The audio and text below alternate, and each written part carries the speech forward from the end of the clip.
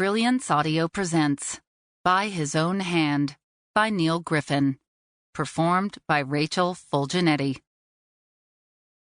Detective Tia Suarez drove the plane-wrapped Crown Vic down the rutted fire lane until its high beams lit the yellow tape that blocked the narrow, wooded road. The sight struck her as odd, if not damn near comical.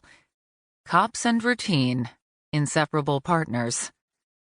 3 o'clock in the morning, surrounded by miles of heavy forest in a remote corner of Waukesha County, Wisconsin, there probably wasn't much in the way of mopes and looky-loos, but by God, the yellow tape had to go up.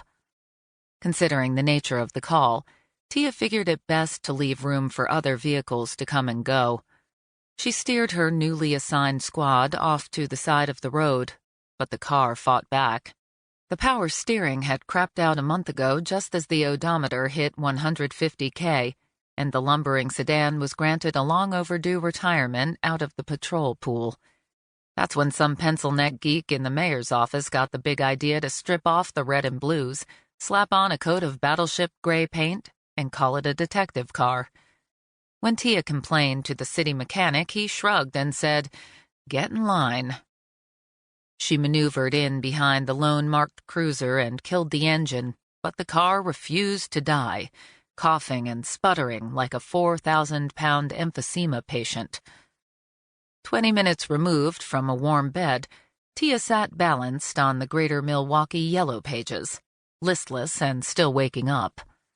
The phone book provided the support missing from the seat springs, long since worn out by a decade of weighted-down patrol cops who pushed the sled 24 hours a day, 7 days a week. Such was life in the Newberg PD, where the most recent round of politically driven budget cuts hadn't been with pens and pencils, but hatchets and cleavers. A long sip of hot coffee she'd brought from home provided an energetic lift, but she couldn't help but think a shot of Patron would sure as hell liven the drink up a bit. 37 days, she said out loud, glancing at herself in the rearview mirror. With a quick shake of her head, she pushed off against the near-constant temptation and turned to the task at hand. Time to get to work. Tia gathered up her writing pad and pen, ignoring the department-issued computer tablet and body cam recorder buried in the center console. Not for the first time, she wished the feds in Washington would fork over some grant money to replace her car, instead of handing out whiz-bang monitoring equipment that was just more Big Brother bullshit. She slammed the console shut and grabbed the 5-cell flashlight from the charging dock between the seats, then tucked the 20-inch metal tube under her armpit, preferring the substantial steel to the lighter and brighter mini-mags most young cops carried nowadays. A pen, a spiral notepad, and a 5-cell. Old school or just stubborn? Hard to say. The way she saw it, technology in law enforcement had gone too far. There were time-tested methods of police work that couldn't be improved on by electronic gadgets or pre-populated drop-down forms. Methods that sure as hell included handwritten detective notes made at a crime scene. But Tia had to admit, even at the fairly young age of 31, her way of doing police work was fast becoming eccentric. Through the windshield, she saw the beam of a flashlight bobbing in the darkness, 20 or so yards into the woods.